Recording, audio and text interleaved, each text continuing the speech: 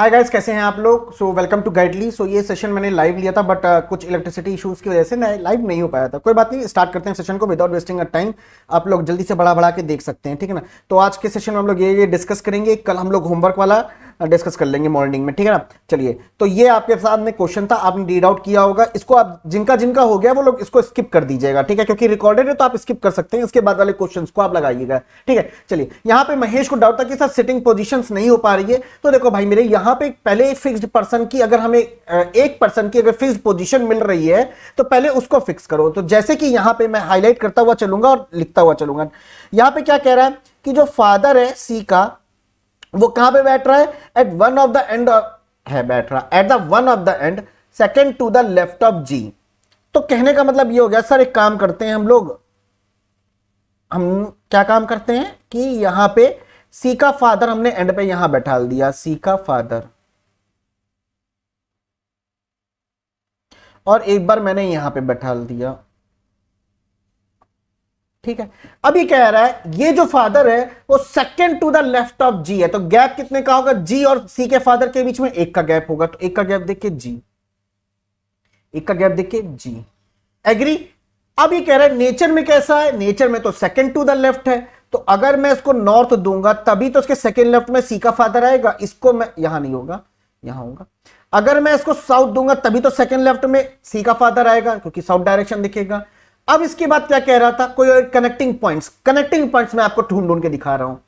तो जी के बारे में यह बात बोली गई है, जी और मदर ऑफ सी के बीच में दो पर्सन है। तो जी 1 2, यहां पे कौन आएगी, सी की मदर आ जाएगी। जी 1 2, यहां कौन आ जाएगा, सी की मदर आ जाएगी। आई होप सो ये वाले पॉइंट्स क्लियर है।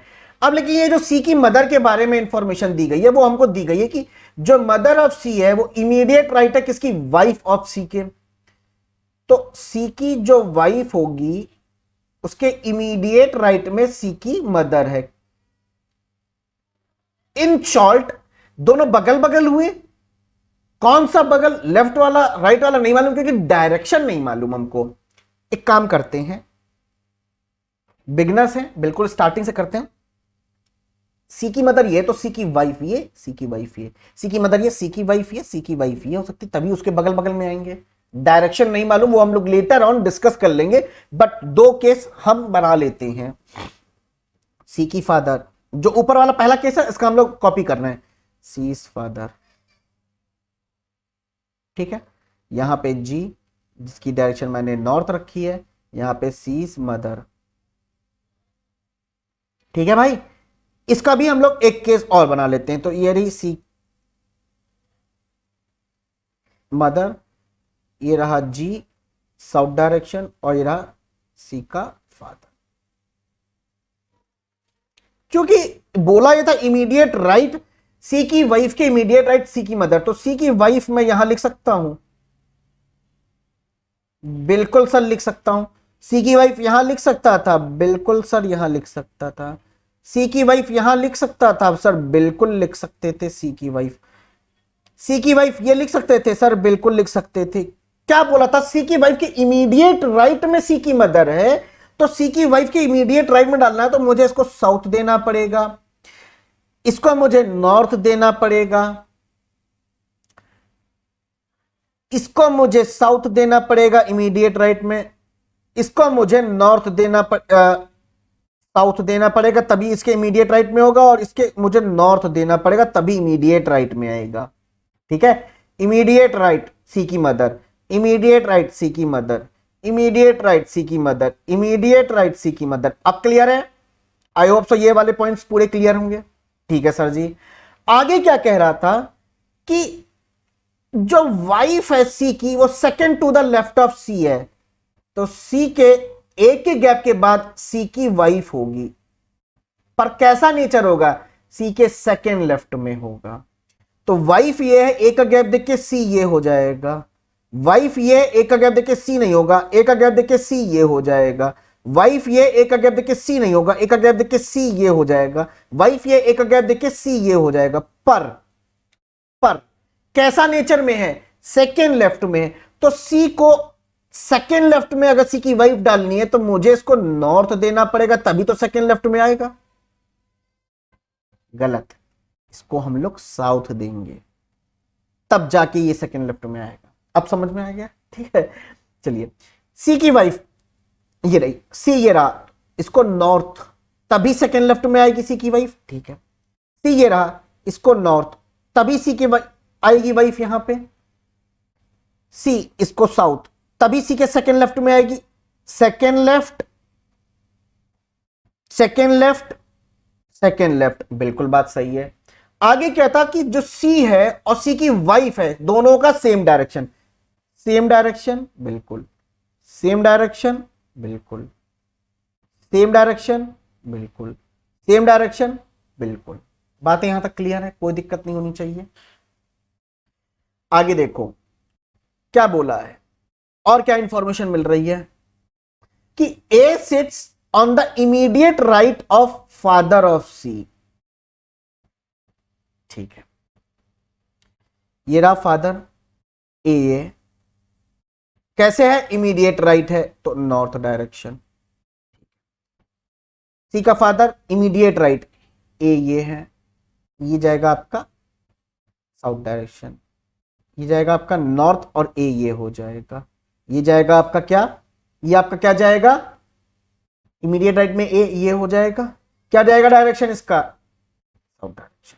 मुझे बात बताओ, क्या तुमने ये किया था? यस सर किया था, लेकिन क्या ये तुमने ये लाइन पढ़ी थी?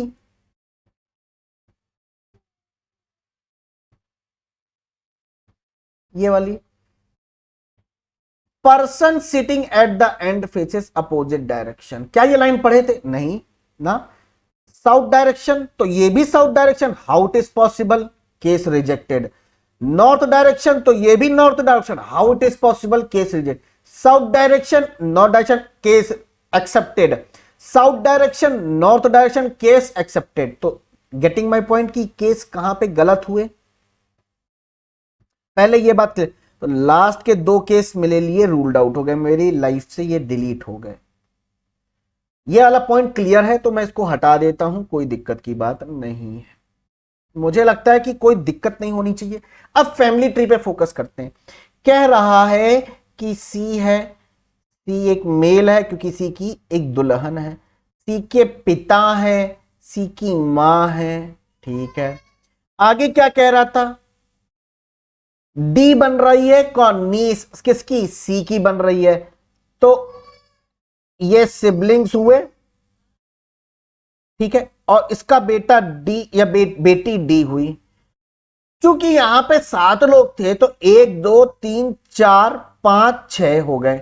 सातवां कौन होगा भाई? सातवां कौन होगा? देखो 1 2 3 4 5 6 तो हो गए आपके, सातवां कौन होगा भाई? क्योंकि 7 लोग थे यहां पे। ठंडे दिमाग से सोचोगे अगर तो क्या बोल रहा था हमसे? 1 2 3 4 5, 1 2 3 4 5 6 7, 7 लोग तो हो गए, 7 लोग तो हो गए। एक यहां, एक यहां, एक यहां, एक यहां, एक यहां, 7 लोग हो गए। लेकिन एक ये बात बोली थी कि ए जो है वो सन इन लॉ बन रहा है, किसका? बी का। तो A will be her son in law. B और ई हमें नहीं मालूम, यही होंगे, लेकिन इतना मालूम है बी और ई। क्यों? क्योंकि बी इज मैरिड टू ई है। बातें क्लियर है? अच्छा, अब यहां से हम लोग आगे बढ़ेंगे। आगे कहता है कि जो डी है और वाइफ ऑफ ए, तो जो डी है उसकी wife of A in shortly D की मां हो जाएगी, डी और डीज मदर। अगल बगल बैठेंगे, देखो D and wife of A R immediate neighbour of each other. इसने ये नहीं बोला डी और डी की मां, इसे घुमा के बोल दिया कि डी और ए की वाइफ, जो कि इन शॉर्ट डी की मां हुई। तो क्या डी को कहां कहां लिख सकते हैं? डी है तो होगा नहीं। अब ध्यान से, प्लीज ध्यान से देखना, डी क्यों नहीं होगा यहां पे भाई इस पोजीशन पे? क्योंकि वो सी का फादर थोड़ी ना है डी। डी तो ये रही लड़की, डी ये हो सकती है, ये भी नहीं हो सकती ना, तो ये अरे सी की वाइफ थोड़ी ना हो जाएगी डी। डी तो यहां है, ये डी का मदर, डी का मदर ये, अरे डी का मदर तो बी और ई में से कोई एक होगा, तो कंफर्म डी ये लिखोगे। ठीक है, जैसे ही ये लिखा डी, यहां प्लीज ध्यान से सुनना, जैसे ही डी लिखा तो डी के बगल में डी की मां होनी थी, तो सी तो हो नहीं सकती ना, सी तो अंकल है, जी हो जाएगी मां। सिमिलरली डी ये नहीं, डी ये नहीं, डी ये नहीं, डी यहां, तो डी के बगल में ये तो अंकल है ना, मां तो ये हो जाएगी, तो अल्टीमेटली जी हो जाएगी मां। समझ में आ गई बात? ये अल्टीमेटली जी हो जाएगी मां। बी और ई ऊपर जाने, बचे एच, तो सी की वाइफ कौन है? एच, तो सी की वाइफ कौन है? एच, सी की वाइफ कौन है? एच। बात समझ में आ गई? अब माजरा ये है, कह रहा है कि A and E do not sit immediate neighbour, तो A is here, E will be not at this position, only B will be there, then definitely E will be here. A is here, then E will not be here, B will be here and E will be here. दोनों case में तुम भाई साहब देखो, mother कौन बन रही है? सी की, लिखा हुआ है देखो, सी की मदर, सी की मदर ई, तो यहां पे जेंडर पता चल गया कि नहीं? यहीं पे डाउट था लोगों को, ये भी मालूम चल गया है। अब बचा क्या सवाल में कि भैया सही कौन सा है? तो ध्यान से अब हाईलाइट करते हुए पढ़ रहा हूं मैं आपके सामने, प्लीज ध्यान से देखिएगा कान खोल के, कि कह रहा है कि immediate neighbour of C opposite direction. ठीक है, immediate neighbour of C faces opposite direction. C का इमीडिएट नेबर ये है और ये है, सी का इमीडिएट नेबर ये है, ये नहीं मालूम चल रहा है, लेकिन क्या बोला था? ए डज नॉट फेसेस साउथ और A and D facing the same direction, तो ए नॉर्थ, ए नॉर्थ, ए और डी सेम डायरेक्शन नॉर्थ, ए और डी नॉर्थ, सी का बगल वाला नॉर्थ तो ये साउथ, सी का बगल वाला नॉर्थ तो ये साउथ। बोला ये था कि E and G facing the same direction, E south direction, G south direction, fine. E north direction, G sorry, E south direction, G north direction, case rejected, this will be your correct case.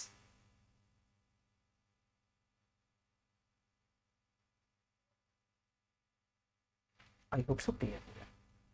ठीक, अगले सवाल पे बढ़ते हैं। अब अगला सवाल floor and flat का है, आई होप सो आपको दिख रहा होगा क्वेश्चन।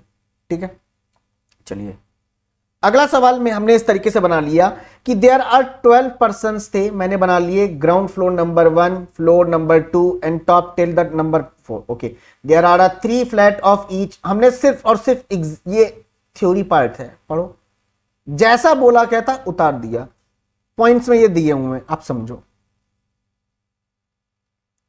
के live south west of N, immediate south west नहीं बोला है, K live south west of N, ध्यान से, एन साउथ वेस्ट मतलब कुछ ऐसे के। J live north of T, T के नॉर्थ में J, but south of S मतलब एस के नीचे, एक ही उसमें होंगे फ्लैट में। इसका मतलब ध्यान से सुनना, मैंने ये दिया हुआ नहीं था लेकिन ये करना है, ये तीनों लोग एक ही फ्लैट में होंगे। आगे देखो सॉरी, क्या कह रहा? J live north of T but the south of S, कर दिया। K live west of T but north of R, K lives west of T, that means कि टी के वेस्ट में के होगा, but north of R that means K north में ही are होगा। थोड़ा सा कंबाइन करोगे चीजों को, ये बात कह रहा टी के वेस्ट में के होगा, इमीडिएट वेस्ट है, एक गैप के बाद वेस्ट है नहीं मालूम, लेकिन उसके नीचे आपका आर आएगा। दैट मींस कि टी कभी भी ग्राउंड फ्लोर पे मतलब फर्स्ट पे तो हम रख के चेक ही नहीं करेंगे, क्योंकि उसके नीचे हमको आर को लिखना है। किसी भी फ्लैट में हो, किसी भी फ्लोर में हो सकता है, नहीं मालूम। लेकिन आगे देखो, पढ़ो, आगे को ध्यान से देखो, क्या कह रहा है कि O lives below U, U के नीचे कहीं ना कहीं ओ होगा, O lives below U and both live in the same flat. चलो ठीक है, सेम फ्लैट होगा। Q live in the north west of L, L के नॉर्थ वेस्ट में क्यू होगा, दैट मीन्स कि एल अगर ये है तो नॉर्थ वेस्ट में क्यू ये हो जाएगा। Q lives northwest of L and P lives above Q, और इसके ऊपर कहीं ना कहीं P होगा। ये पॉइंट अलग है, ध्यान से देखना, कहीं पॉइंट को तुम लोग कॉमन ना कर दो। M and U live on the same odd number floor। अच्छा, मुझे एक बात बताओ, T से ऊपर मिनिमम कितने लोग चाहिए? अब सोचने वाली बात है, अब सोचने वाली बात है। T से ऊपर बेटा बताओ कितने लोग चाहिए? मिनिमम 2 लोग। और टी ग्राउंड पे आएगा, नहीं तो टी सेकंड पे फिक्स होगा कि नहीं, क्योंकि यहां लिखेंगे तो मिनिमम 2 लोग ऊपर चाहिए ना, एक ही फ्लैट में नहीं, जरूरत है, नहीं हो पाएगा। और टी जो है फ्लैट नंबर 1 में तो पॉसिबल ही नहीं है, तो पॉसिबिलिटी कितनी बनी? 2, दैट इज फ्लैट नंबर 2 या फ्लैट नंबर 3। चलो फ्लैट नंबर 2 पे लिखते हैं टी, टी के इमीडिएट वेस्ट में के आ जाएगा, क्योंकि बचा ही जगह नहीं है ना, और के नीचे आर, ये रहा। एग्री? हाथ ऊपर करो। Yes sir, agree. क्यों? क्योंकि नॉर्थ में बोला था ना, नॉर्थ में बोला है तो सेम फ्लैट होगा के और आर का बेटा, ठीक है, ध्यान देना। लेकिन गैप नहीं मालूम, गैप क्या मालूम, क्या एकदम नीचे ही आएगा, क्योंकि टी हमारा सेकंड फ्लोर पे फिक्स हो रहा है। अच्छा, ये होगी इस वक्त। अगर टी को यहां फिक्स किया तो कोई दिक्कत? कर तो दिया था। अच्छा, यहां किया तो कोई दिक्कत? हाँ है ना, के यहां पे भी हो सकता है, के यहां पे भी हो सकता है, ठीक है। अब दोनों केस टी के और टी के, कोई दिक्कत नहीं। के ठीक नीचे आर, के ठीक नीचे आर, ठीक है, कोई दिक्कत नहीं है, ठीक।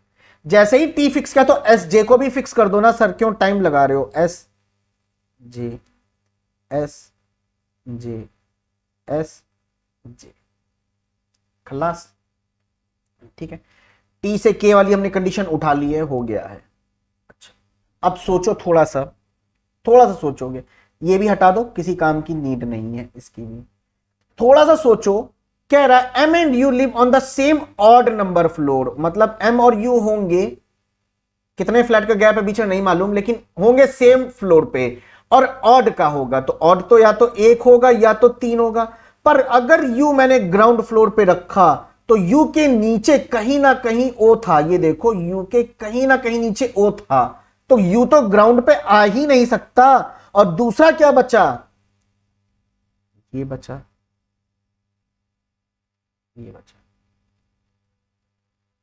अगर यू ये रखोगे और एम ये रखोगे तो यू के नीचे ओ लाना था, सेम फ्लोर सेम फ्लैट में। ओ क्या जगह है? के और आर की नहीं जगह, तो सर एक काम करो ना, इंटरचेंज कर दो, यू मैंने ये लिख दिया, एम ये लिख दिया, अब सही है सर। सिमिलरली एम यू, एक सेकेंड गलत कर रहा था मैं, एम यू हो गया, हाँ ये रहा, तो यहां पे यू और यहां पे एम, क्योंकि यू तो नहीं लिख सकते, ध्यान से देखो ये अलग है। यहां वाले केस में देखो यू नहीं लिखोगे तो एम लिखोगे और यू लिखेंगे, और यू के नीचे कहीं ना कहीं ओ आएगा। बात क्लियर है? ये भी बात क्लियर हो गई है, ये भी बात क्लियर है। अब थोड़ा सा सोचो, एकदम ध्यान से लगा के सोचो कि एन से के को लिखना था, के ये रहा है, तो एन तो ये जाएगा और कोई ऑप्शन नहीं है, एन से ऐसे, ठीक है। और थोड़ा सा ध्यान से सोचोगे, और थोड़ा सा ध्यान से सोचोगे तो एल के ऐसे डायरेक्शन में मुझे क्यू को लिखना, तो एल यहां कहां लिखोगे? चाहे तुम एल को यहां लिख लो, चाहे तुम एल को यहां लिख लो, क्यू को यहीं लिखना पड़ेगा, और क्यू से ऊपर हमें पी को लिखना है, क्यू से ऊपर पी को लिखना है, नहीं लिख पाएंगे। थोड़ा सा सोचो, थोड़ा सा सोचो, कोई डायरेक्शन नहीं, केस रिजेक्टेड। यहां वाली बात की बात कर लेते हैं, एल यहां तो आएगा नहीं, एल यहां पे कहीं पे भी हम सोचेंगे, कहीं पे भी यहां सोचेंगे तो यहां कहीं तो क्यों लिखते, बात ही नहीं बन रही है, केस रिजेक्टेड। यहां वाले केस की बात करते हैं। अगर हमने एल को यहां लिखा तो एल से नॉर्थ वेस्ट में क्यू को लिख देंगे, ठीक है सर जी, लिख दिया। क्यू के ऊपर कहीं ना कहीं पी होगा, ठीक है सर। लेकिन एक बात को ध्यान से सुनना, एक बात को ध्यान से सुनो, एन किधर जाएगा? अरे सर एन के साउथ वेस्ट में मुझे के को लिखना था, तो एन ये जाएगा साउथ वेस्ट में, देखो ये देखो, क्योंकि ऊपर कहीं ना कहीं पी बोला था तो पी ये हो जाएगा। अब बच कौन रहा है? जो बच रहा है वो यहां आ जाएगा। बात समझ में आ गई कि नहीं आ गई? आ गई बात समझ में? मजा आया? तो ये था क्वेश्चन हमारा। ठीक, चलो बच कौन रहा है अब आपका? एक सेकंड में देख लूं यहां पे कौन बच रहा है आपका। एक बच रहा है, दैट इज ओ। क्या बच रहा है? ओ। क्या सारी कंडीशन सेटिस्फाई हो रही है? बिल्कुल हो रही है। ये आपका राइट आंसर। एक बार आप ध्यान से करेंगे ठंडे दिमाग से, डेफिनेटली आपका हो जाएगा। अगला सवाल। अगला सवाल मैंने बताया था ना कि स्टेप बेस्ड पे आएंगे क्वेश्चंस, तो स्टेप बेस्ड पे ये क्वेश्चन है। उम्मीद करते हैं इसको आप लोग ट्राई करिए। क्या लिखा, पहले स्टेप्स को पढ़ लो ध्यान से, ध्यान से पढ़ो स्टेप्स को। कहता क्या है कि if an odd number is followed by even number, even number है, फॉलोड बाय मतलब आगे वाला, बताया था ना। Even number is followed by perfect square, नहीं परफेक्ट स्क्वायर तो है ही नहीं। Even number followed by another even number, even number के आगे तो ऑड है। Even number followed by odd number, मिल गया। स्टेप 4, स्टेप 4 लगाओ। लेकिन पूछा क्या है? Find the sum of the resultant of two row, बस हमको इसका रिजल्टेंट निकालना है और उसके बाद दोनों को ऐड कर देना है। ठीक है sir ji. If even number followed by a odd number but not a perfect square, it is not a perfect square, then the resultant come by multiplying the number. मतलब 26 इंटू 26 इंटू क्या करेंगे? 13 करेंगे। क्या आएगा? 26 इंटू 13 विच विल गिव मी 16 का आपका आ जाएगा 338। क्या आएगा? 338, 338। अब आपके सामने अगेन इवन नंबर है, आगे क्या कौन सा नंबर कंसीडर करोगे? 12। इवन नंबर है जो कि फॉलोड बाय इवन नंबर है, इवन नंबर है जो कि फॉलोड बाय इवन नंबर है।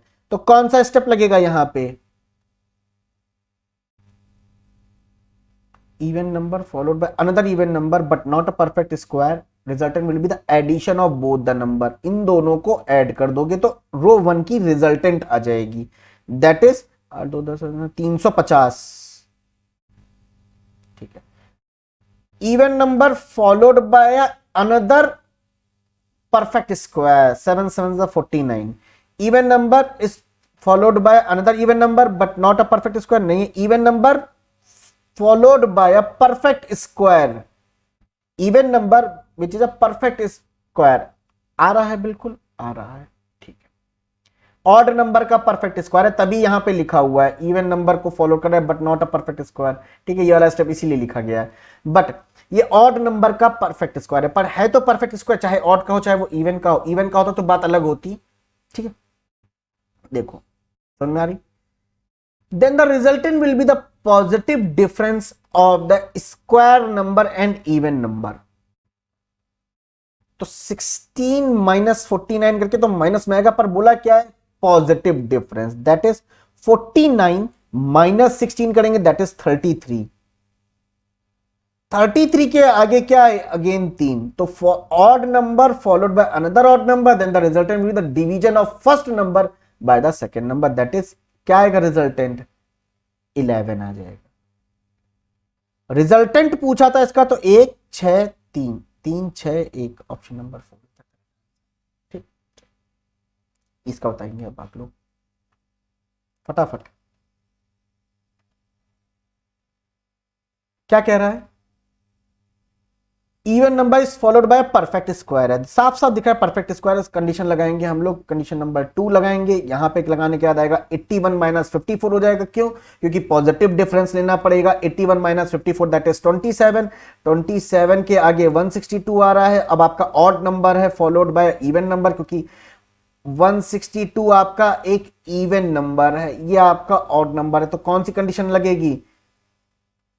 odd number followed by a even number, odd number followed by a even number, then the resultant will be the addition of both the number। हमें इन दोनों को add कर देना है, that will give me a 189। क्या आएगा? 189। क्या आएगा? 189। तो पहली रो का रिजल्टेंट ये रहा। अब हमें यहां डिफरेंस लेना है पहली रो का दूसरी रो से, एडिशन ना लेना। ठीक है ना? तो अब यहां देखो, अब आपके सामने आगे क्या दे रहा है? ऑड नंबर है फॉलोड बाय इवन नंबर है, odd number followed by even number है, एडिशन ले लेंगे तो 135 हो जाएगा, इन दोनों का 135 हो जाएगा, 135 और 27, odd number followed by another odd number है, odd number followed by another odd number, तो डिवीजन ले लेंगे, 135 डिवाइडेड बाय 27 करेंगे तो कितना हो जाएगा, 135 डिवाइडेड बाय 5, 5 बजाएगा, 5 हाँ 5 आएगा, 5 आएगा, तो रिजल्टेंट क्या आएगा, 5 आएगा। दोनों का हमें डिफरेंस लेना है, एडिशन नहीं लेना है, तो 184 इज द करेक्ट आंसर, खत्म। ठीक है, चलो इसका बताओ रिजल्टेंट ऑफ एक्स।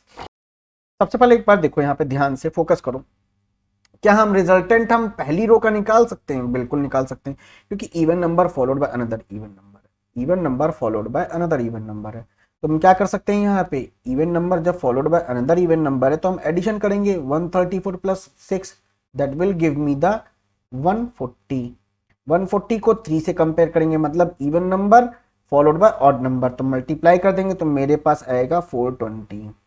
सपोज इस रो का जो रिजल्टेंट है सेकेंड रो का मैंने y मान लिया, और ये कह रहा कि इन दोनों रो का जो मल्टीप्लीकेशन का आएगा उत्तर वो क्या है, वो 140 है। मैं आपसे कहता हूं कि y की वैल्यू बताओ क्या होगी, तो आप कहोगे 140 डिवाइडेड बाय 420, आप कहोगे सर 0 0 उठा दो, ये आएगा 1/3, कैसे, 2 7 जा 14, 2 2 जा 4, 2 1 जा 2, 7 जा 7, 7 3 जा 21, 1/3, तो इस y की वैल्यू हो जाएगी 1/3।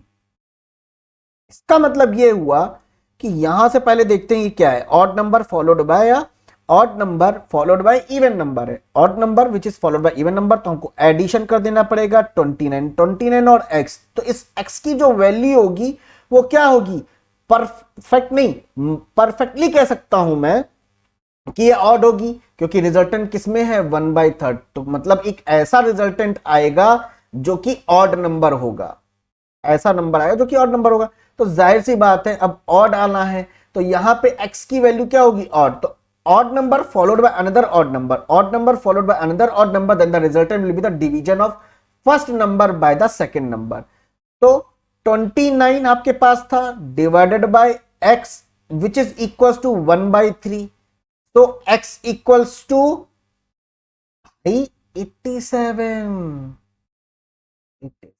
आई होप क्लियर हो गया होगा। ठीक है, अगला सवाल, अगला सवाल मैं स्क्रीन से हाइड हो जाऊं ताकि आप लोग इसका स्क्रीनशॉट ले सके कायदे से। ठीक है, देख ले लीजिए, ये पूरा सवाल एक ही पेज में है। सबसे पहले क्या करना है इस सवाल में, ध्यान से करिएगा, पहले जो सर्कुलर अरेंजमेंट है उसको बनाना अच्छे से, उसके बाद कंडीशंस लगाना, उसके बाद कंडीशंस लगाना। ठीक है, ये रहा। इसके बाद हम लोग क्या सीखेंगे, देखिए सबसे पहले हम लोग यहाँ पे, मैं आपके सामने आ जाऊं पहले तो, और इसके बाद अब हम लोग यहाँ पे पहले सर्कल बनाएंगे।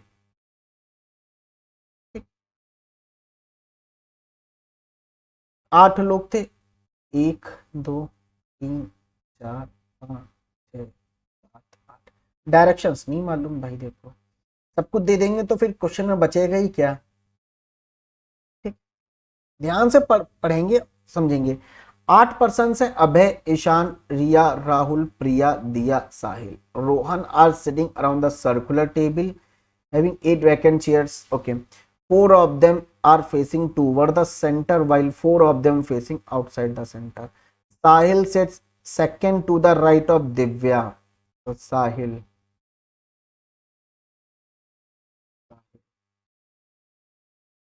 एक बार साहिल अंदर, एक बार साहिल बाहर, तो Sahil sits second to the right of Divya, नहीं मालूम दिव्या कहाँ है, एक का गैप देखिए दिव्या, एक का गैप देखिए दिव्या, एक का गैप देखिए दिव्या, एक का गैप देखिए दिव्या, नहीं मालूम।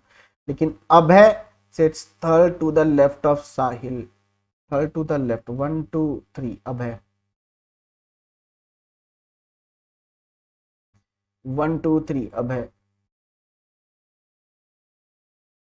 अभय, and Abhay is not immediate neighbour of Divya, तो मतलब साहिल एक का गैप देखिए दिव्या नहीं है, एक का गैप देखिए दिव्या,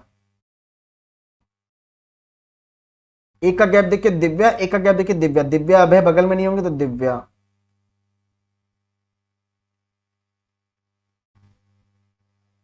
लेकिन क्या हुआ था, साहिल से second to the right of Divya, तो इसका डायरेक्शन आउटसाइड, तभी सेकंड राइट में आएगा ना।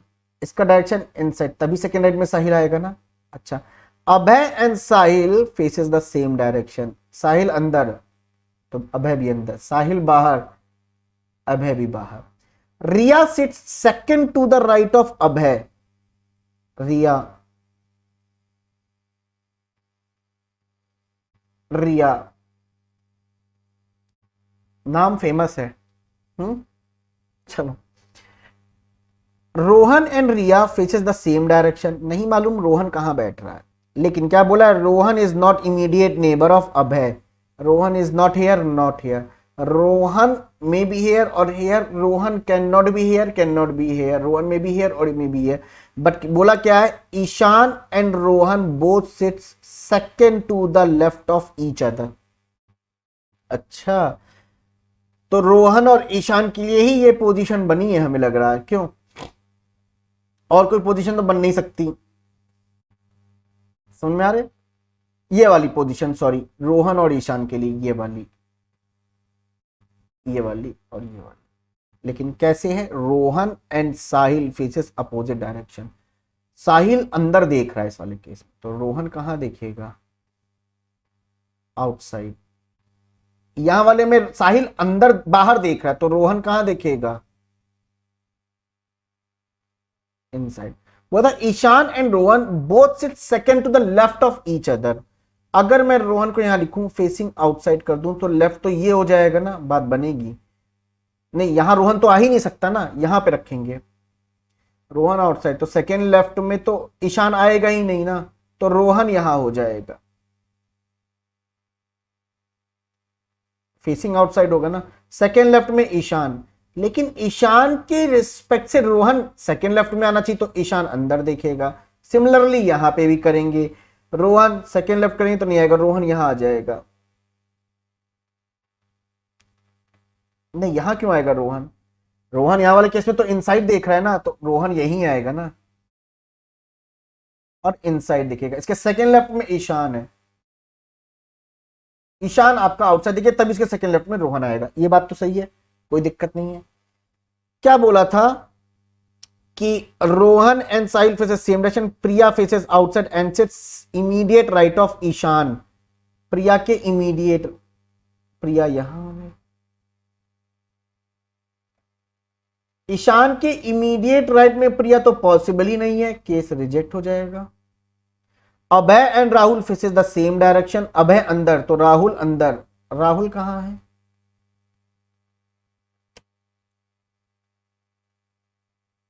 अंदर, राहुल अंदर। अब बच क्या रहा है, 1 2 3 4 लोग अंदर दिख रहे, तो 4 लोग बाहर, 4 लोग बाहर। मैच करा लो एक बार आंसर आप लोग अपना, सेटिंग अरेंजमेंट का आंसर मैच करा लो। अब यही लोग मूव करेंगे, कैसे मूव करेंगे? राहुल अंदर देख रहा है ना, हाँ राहुल, रिया सही है, रिया बाहर देख रही है, प्रिया बाहर देख रही होगी, और रोहन आपका बाहर देख रहा होगा। परफेक्ट, ठीक है, मैं हटा रहा हूं। अब कंडीशंस को पढ़ो और ध्यान से ये देखो, ये आपका केस रिजेक्ट है। ओके, इसके बाद क्या कहता है कि कंडीशंस कैसे दी हुई है, पढ़ो कि sir all the person draw the card in serial way in the given. First Ishan draw, then Priya. देखो ईशान प्रिया, पहले ईशान ने क्या किया, ईशान ने किंग ऑफ क्लब लिया, तो क्लब का कार्ड उठाया, तो क्लब का कार्ड उठाया, तो रिमेन द सेम पोजीशन। मैं हट जाऊं थोड़ा सा, वरना आपको दिखेगा नहीं ना, रुक जाओ। हाँ, अपनी ही पोजीशन पे रह रहा है, but facing opposite direction of current. तो king of club Ishan,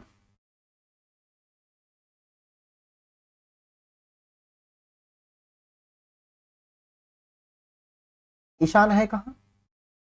Ishan कहां है भाई? ईशान ये रहा, इस पोजीशन में बैठा है सर। लेकिन क्या बोला था, अपनी ही पोजीशन पे बैठेगा, पर कैसे? अपोजिट डायरेक्शन में। अगर अंदर देख रहा है तो बाहर देखना शुरू कर देगा अभी। कैसे? बाहर देखना शुरू कर देगा। आई होप सो क्लियर है। ये बार बार गायब हो जा रहा है ना सर्किल, इसको पहले मैं फिक्स कर दूं। 2 में रुकोगे? मैं इसको फिक्स करूं पहले तो, और सब ब्लैक आ गया होगा, बट कोई बात नहीं, मैं यहाँ पे इस चीज को फिक्स कर रहा हूँ ताकि गायब ना हो। आ गए वापस? ठीक, ठीक है, अब गायब नहीं होगा। ईशान ने क्लब उठाया, Priya draws a ace of club, again club ही उठा रहा है, तो प्रिया भी remain at the same position opposite direction of current. तो प्रिया है कहां? प्रिया, ओ प्रिया, प्रिया ये रहा, लेकिन अभी बाहर देख रही थी, वो अंदर देखेगी प्रिया। ठीक है, आगे देखिए। Abhay draws a spade card, spade, spade किधर है? स्पेड देखो, spade. The person who draws a first move position 5, then second वाला कोई स्पेड निकालेगा तो उसको 6 पे, थर्ड वाला कोई स्पेड निकालेगा तो उसको 7 पे, और अगर फोर्थ पे वाला कोई निकालेगा तो उसको इस तरीके से मूव कराते जाएंगे। तो स्पेड निकाला, पहला पर्सन निकाल रहा है स्पेड, तो पोजीशन 5वें पे जाएगी, बट क्या बोला? Facing opposite direction of current direction. तो किसने निकाला? अभय ने निकाला। अभय कहां है? यहां पे बैठ रहा इस पोजीशन पर ये अब खिसक के आ जाएगा 5वें नंबर पे, और जैसे ही खिसक के ये 5वें नंबर पे आएगा, इसकी डायरेक्शन अंदर थी, अब ये बाहर देखेगा टेबल में। देखो यही तो बोला, अपोजिट डायरेक्शन, बाहर देखेगा। अब स्पेड कौन दूसरा को उतार रहा है? हाँ, रिया उठा रही है, तो रिया स्पेड उठा रही है, रिया के साथ क्या हो जाएगा? अब 5 की जगह 6ठे पोजीशन पर रिया चली जाएगी, पर डायरेक्शन अभी आउटसाइड थी, तो अब रिया अंदर देखेगी। चलो ये भी बात क्लियर हो गई, ये वाला भी पॉइंट क्लियर है। डायमंड उठाने वाला कौन है? डायमंड उठाने वाला, the person who draw a diamond will move to the corner and facing the same direction, then the second person who draw the diamond move to the second corner. तो यहां पर direction same रह रही है, तो वो कौन उठा रहा है भाई डायमंड? रोहन। रोहन पहले नंबर पे चला जाएगा, और रोहन की डायरेक्शन क्या थी? आउटसाइड, आउटसाइड देखेगा भाई, रोहन आउटसाइड देखेगा। डायमंड और को उठा रहा है? हाँ, राहुल उठा रहा है, राहुल।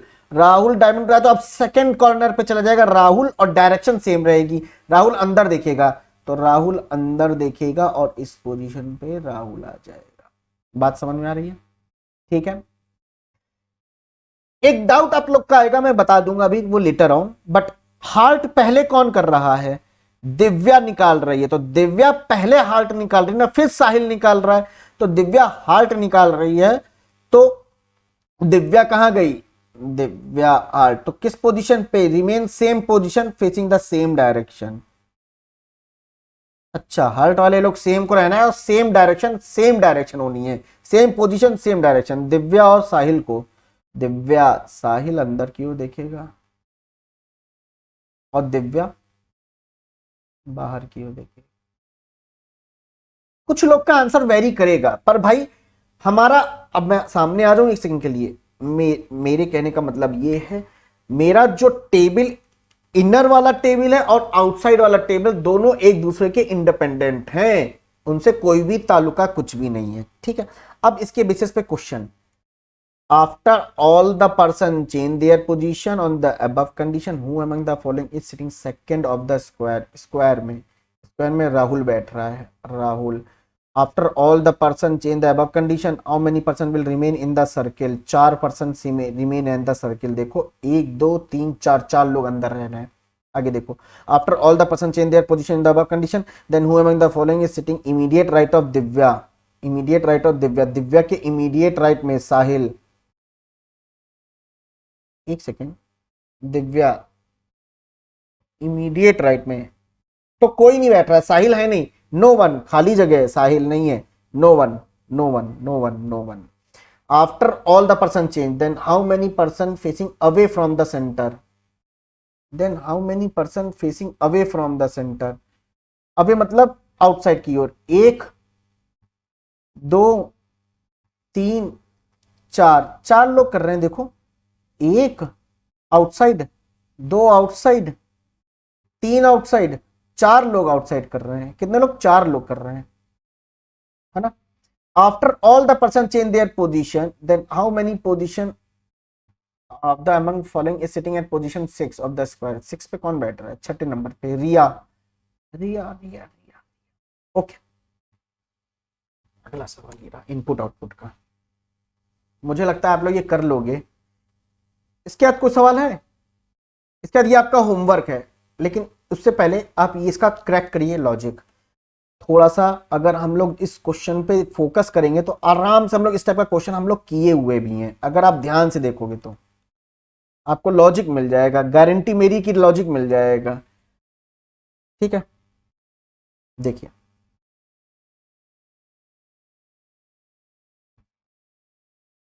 देखो, बहुत आसान सा लॉजिक है। अगर ध्यान से देखोगे तो चीजें दिख रही हैं हमको, पहले स्टेप से हमें चीजें दिख रही हैं। कैसे? 3 5 6 2, 3 भी है, 5 भी है, 6 भी, 2 है भी, सब में देखो सेम टू सेम वही डिजिट्स हैं, डिजिट्स नहीं चेंज हो रही हैं। तो ऑब्जर्व करो ध्यान से, क्या ये क्रॉस में इंटरचेंज हो रहा है? बिल्कुल हो रहा है। 5 इधर, 7 इधर, 1 इधर, 2 इधर, 7 इधर, 5 इधर, 8 इधर, 4 इधर, 3 इधर, 5 इधर, 9 इधर, 4 इधर, 7 इधर, 6 इधर, 5 इधर, 9 इधर, 2 इधर, 8 इधर, 4 इधर, 5 इधर। तो हमने इंटरचेंज कर दिया। क्या कर दिया? इंटरचेंज कर दिया। इंटरचेंज, इंटरचेंज डिजिट्स को। फाइन। आगे देखो, अगेन डिजिट्स चेंज हो रही है, डिजिट्स नहीं चेंज हो रही है, लेकिन फोकस करो एक चीज, डिसेंडिंग ऑर्डर में हो रही है digits within the number. Digits are arranged within the number. Digits are arranged within the number. Fine, no doubt in this. 6 5 4 2 descending order, 7 5 2 1, 8 7 5 4, 9 5 4 3, 9 7 6 5 8 5 4 2 descending. अब यहां पे डिजिट्स चेंज भी हो जा रही हैं। कैसे? ये एक इवन नंबर है, ये एक ऑड नंबर है। Even number, even odd number, odd number, even number. ज्यादा देखो तो ध्यान से बहुत कम डाउन हो रहा है नंबर्स का। तो जब ऐसा हुआ करे तो एक बार 2 और 3 से डिवाइड करके देखा करो। तो 6 5 3 2, मैंने 2 से डिवाइड किया तो 2 3 जा 6, 2 2 जा 4, 1 2 6 जा 12, 2 3 2 6 6 है, 3 2 6 6 है। अच्छा, दूसरी चीज, एक चीज यहां पे देखने वाली ये है कि भाई मेरे नंबर्स आधे एक तो हो रहे हैं, यहां पे ये एक आइडिया मिल रहा है। और अगर इतने बड़े नंबर से कोई 2 नंबर या 3 नंबर का आया करे तो सोचा करो किसी नंबर का स्क्वायर हो रहा होगा या क्यूब वाले कंसेप्ट पे जाया करो। ठीक है ना? चलो आगे देखते हैं। अब जो एक ऑड नंबर उठा लेते हैं, तो यहां पे हमने क्या किया कि एक इवन नंबर उठाया 2 5 0 7, इसको 3 से डिवाइड कर दिया तो 3 7 21। एक सेकेंड, इसको थोड़ी ना करेंगे, इसको नहीं करेंगे, 7 5 2 1 को करेंगे ना। एक बार देख लेते हैं, चेक करना बनता है। 7 5 2 1, तो 3 2 जा 6, 3 5 जा 15, 0 3 7 21, 2 5 0 7 बिल्कुल है। तो यहां पे इवन नंबर को हम लोग 2 से डिवाइड कर रहे हैं, इवन डिवाइडेड बाय 2, और ऑड डिवाइडेड बाय 3।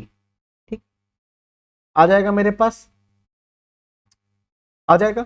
अब क्या कर रहे हैं, ये तो हमने आ गया, ऐसे आ गया, ऐसे आ गया। अब क्या कर रहे हैं, ये तो हमारा काम हो गया। जितनी भी डिजिट्स मिली अगेन हमने अरेंज कर दिया। देखो कैसे, अब की बार असेंडिंग ऑर्डर में, असेंडिंग ऑर्डर में किया है। All the numbers arrange in ascending order, digits नहीं, अरेंज दी नंबर। क्योंकि डिजिट्स तो देखो अगर देखा जाए तो नंबर तो चेंज ही नहीं हो रहे ना। 25 7 0 सबसे पहले ये आ गया, सबसे छोटा नंबर था, आ गया। फिर 3 1, ये देखो ये। आई थिंक ये लॉजिक हमने ऑलरेडी करा दिया है आप लोगों को, बस आपको पकड़ना था यहाँ पे। अब इतने बड़े नंबर से आया तो डिजिटल सम हो रहा है। देखो 5 6 7 7 7 14, ठीक है, डिजिटल सम, डिजिटल सम। ठीक, अब ये कैसे आ रहे हैं नंबर आपके सामने? हाँ, अब देखो 4 और 3 7 27, देखो 14 प्लस 13 27, 13 और 15 28, 15 और 17 32, 17 और 14 31, और 14 और 21 35 ये आपके सामने। सेम चीज आपको इसमें अप्लाई करना है और मुझे कमेंट सेक्शन में इसका आंसर, इसका आंसर और इसका आंसर जरूर करना है, ठीक है। अब जो होमवर्क है जो कि हम लोग कल की लाइव क्लास में करेंगे, और होपफुली कल लाइट ना जाए तो ज्यादा सही है, ठीक है। तो मैं हाइड हो जाता हूं एक बार, ठीक है। चलिए, तो ये आपके सामने होमवर्क हिंदी इंग्लिश दोनों में है और हम लोग कल यहां पे डिस्कस करेंगे, ठीक है। और उसके ऊपर ये क्वेश्चंस होंगे, ये स्क्रीनशॉट ले लो। हालांकि मैं पीडीएफ इस ग्रुप में शेयर कर दूंगा, मुझे बार रिमाइंड कर देना, एक्चुअली थोड़ा सा इश्यू आ रहा है मेरे लैपटॉप में कि पीडीएफ शेयर नहीं हो पा रही है ना, तो जिस वजह से थोड़ा सा दिक्कतें आ रही हैं, कोई बात नहीं, ठीक है। तो प्रैक्टिस सेशन ये सेट 4 था गाइस। देखिए मैंने आपसे प्रॉमिस किया है कि हर दिन मेंस मिलेगी एक्सेप्ट संडे, आराम करूंगा संडे को, तो हर दिन मिलेगी, चाहे लाइट आ जाए चाहे भूकंप आ जाए, कुछ भी हो जाए, मैं आपको क्लासेस आपको प्रोवाइड करूंगा। Okay, I hope so session आपको अच्छा लगा होगा। Thank you, tata, bye bye guys.